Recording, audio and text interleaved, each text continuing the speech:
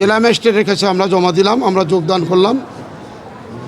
আমরা সমস্ত যারা পিপি থেকে শুরু করে অতিরিক্ত পিপি, এপিপি, শেষপাল পিপি, সমস্ত জিপি সহ আমরা সবাই আজকে যোগদান করলাম। আইনের শাসন ও ন্যায় বিচার প্রতিষ্ঠার জন্য আমরা বদ্ধপরিকর এবং দেশে একটি মহান ৭১ সালের পরে একটি নতুন স্বাধীনতা যুদ্ধ হয়েছে ২০২৪ সালে।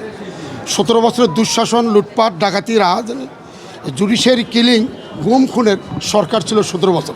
আমরা আশাবাদী ইনশাল্লাহ আগামীতে আমরা আইনের শাসন ন্যায় বিচার প্রতিষ্ঠা করার জন্য আমরা সর্বাত্মকভাবে রাষ্ট্রের কাজ করে যাব এবং দেশে জনগণের বিচারপ্রার্থী জনগণ আইনের শাসনের সঠিক বিচার পাবে, সেই ব্যাপারে আমরা সর্বাত্মক সহযোগিতা।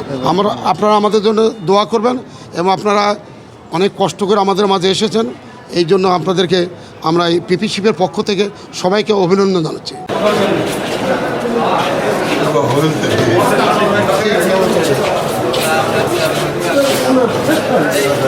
Yeah.